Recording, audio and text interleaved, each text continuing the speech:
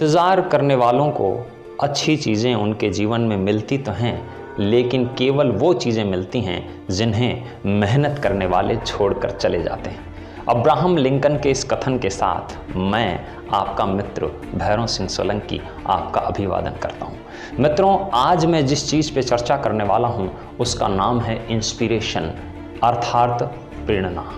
प्रेरणा को यदि परिभाषित करने की बात आए तो मैं ये कहना चाहूँगा कि प्रेरणा एक ऐसी वस्तु है, एक ऐसी चीज़ है, एक ऐसी अवस्था है जो हमारे हृदय के अंदर जोश को पैदा करती है और विश्वास को पालती है। वैसे तो इसके कई प्रकार हैं, लेकिन दो तरीके से यदि देखें तो मैं कहना चाहूँगा, एक होती है आंतरिक प्रेरणा अर्थात इंटरनल इंस्पिरेशन, दूसरी होती है बाह्य प्रेरणा अर्थात एक्सटर्नल इंस्पिरेशन। मित्रों, इन चीज़ों को, इन दोनों ही अवस्थाओं को मैं एक छोटी सी बात के माध्यम से, एक छोटे से दृष्टांत, एक छोटी सी बात के माध्यम से स्पष्ट करना चाहूँगा। एक बार एक कारीगर को एक सुपरवाइज़र के द्वारा ये कहा गया कि देखो, आपको अब उसी पेमेंट में 8 की बजाय 10 घंटे काम करना होगा। उसने पूछा क्यों? तो जवाब मिला कि ये कोविड-19 का टाइम चल रहा है, देश विषम परिस्थितियों से जूझ रहा है, देश के हालात बड़े खराब होते जा रहे हैं, आर्थिक विपदाएं देश पर हावी होती जा रही हैं, इसलिए आपको उसी पेमेंट पर 8 की बजाय 10 घंटे काम करना होगा। ठीक 8 घंटे उस दिन कारीगर ने काम किया और 8 घंटे के बाद उस कारीगर ने अपना झोला उठाया, अपना थैला उठाया, अपनी बैग उठाया और वहाँ से निकल गया। सुपरवाइज़र को पता लगा तो बड़ा दुख हुआ। दूसरे दिन जब वो कारीगर आया तो फिर उस सुपरवाइज़र ने कहा कि देखिए श्रीमान जी, आपको 8 की बजाय 10 घंटे काम करने होंगे और अब आप आज से उसी पेमेंट पर 8 की बजाय 10 घंटे काम करेंगे। लेकिन उस दिन भी कारीगर ने 8 घंटे काम किया, फिर अपना बैग उठाया और चलते बना। तीसरे दिन उस सुपरवाइज़र ने उसे फिर टोका, लेकिन हालात वही रहे।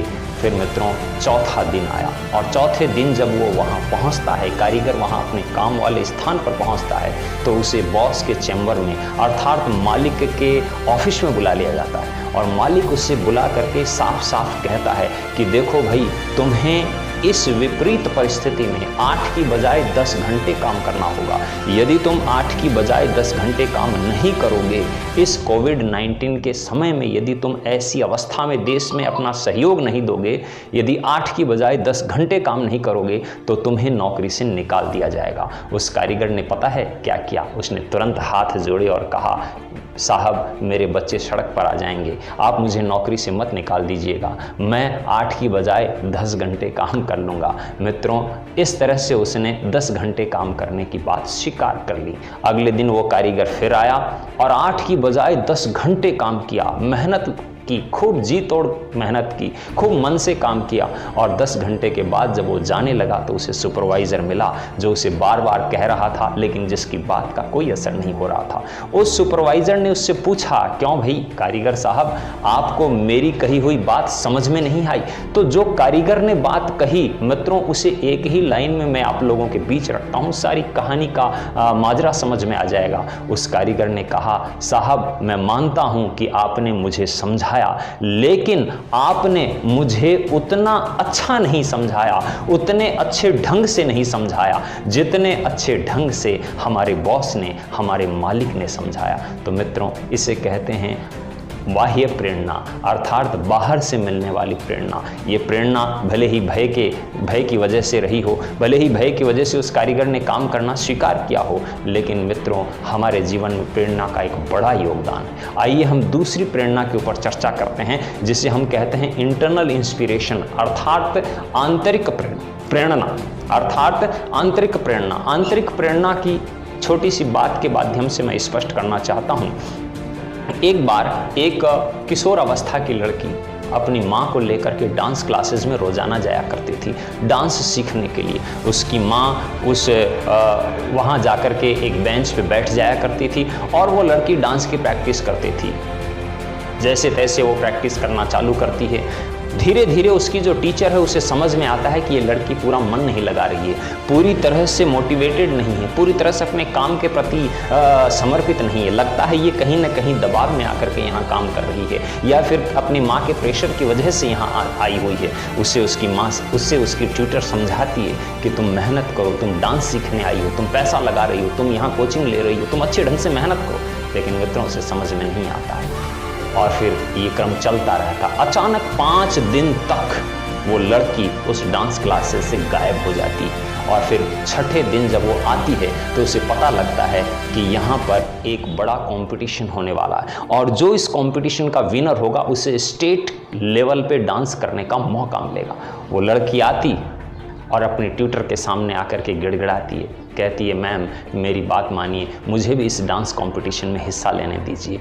मैडम कहती है, उसकी जो टीचर है, उसकी जो ट्यूटर, वो कहती है कि तुम तो कभी भी प्रैक्टिस क्लासेस में अच्छा काम नहीं करती थी, मैं तुम्हें कैसे यहाँ पर डांस करने का मौका दे सकती हूँ। लेकिन वो गिड़गिड़ाती है और होता ये है कि आखिरकार ट्यूटर उसे परमिशन दे देती है। वो डांस करती है, बेहतरीन डांस करती है और मित्रों उस डांस कॉम्पिटिशन में फर्स्ट आती है। और जैसे ही वो लड़की मित्रों स्टेज के नीचे आई, उसकी डांस टीचर उससे गले मिलती है और उससे पूछती है कि एक बात मैं तुमसे पूछना चाहती हूँ, यहाँ तुम रोज़ाना जब डांस सेशन में आती थी वहाँ पर उस बेंच के ऊपर तुम्हारी माँ बैठा करती थी और तुम डांस प्रैक्टिस के अंदर इतना मन नहीं लगाती थी। आज वो बेंच खाली है, आज उस बेंच पर तुम्हारी माँ नहीं बैठी है, उसके बावजूद भी तुमने इतना अच्छा प्रेजेंटेशन कैसे किया, इतना अच्छा अपने आप को प्रस्तुत कैसे किया, इतना अच्छा डांस कैसे किया, कैसे ये ट्रॉफी जीती तू। तब उस लड़की ने जो जवाब दिया वो मैं आप लोगों तक पहुंचाता हूं। उस लड़की ने कहा कि मैम मेरी माँ जो वहाँ आकर उस बेंच पर रोज़ाना बैठ जाया करती थी, वास्तव में मैंने आपको कभी नहीं बताया, वो दोनों आँखों से अंधी थी, उसे बिल्कुल भी दिखाई नहीं देता था और इसी वजह से शायद मैं अपने काम में रुचि नहीं लेती थी। इसी वजह से शायद मैं ये सोचती थी कि मैं अपने काम को अच्छे ढंग से करूं या न करूं उसका कोई फ़र्क नहीं पड़ता।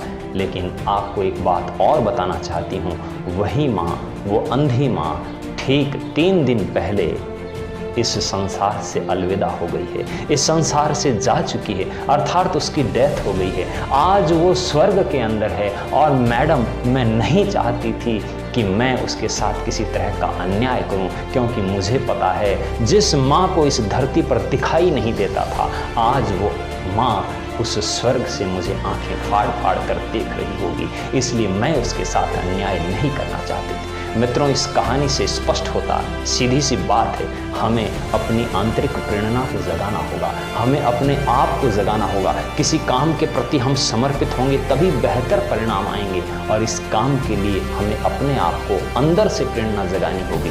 भय की वजह से मिलने वाली प्रेरणा क्षणिक होती है, लेकिन अंतरात्मा से निकलने वाली प्रेरणा लंबी होती है। मुझे नहीं पता आप क्या करते हैं, किस तरह से अपनी पढ़ाई की तैयारी करते हैं या किस तरह से इस संसार के अंदर किस कार्य में लगे हुए हैं, लेकिन मुझे इतना पता है आप अपने जोश को जगाइए, आप अपने जुनून को जगाइए, आप अपने विश्वास को दृढ़ कीजिए, मजबूत कीजिए। सफलता एक दिन आपके कदमों के अंदर निश्चित रूप से होगी, निश्चित रूप से होगी। मैं इन्हीं शब्दों के साथ आपसे विदा लेना चाहता हूं, लेकिन जाते जाते इतना ज़रूर कहना चाहूँगा, यदि मेरे इन विचारों ने आपके हृदय में थोड़ी सी भी जगह बनाने में सफलता हासिल कर ली हो तो इसे शेयर ज़रूर कीजिएगा, ताकि कुछ और लोग इसे सुनकर अपना भला कर सकें। और वैसे भी हमारे और आपके घर के बुजुर्ग अक्सर कहा करते हैं कि अच्छी बातों को शेयर करना चाहिए।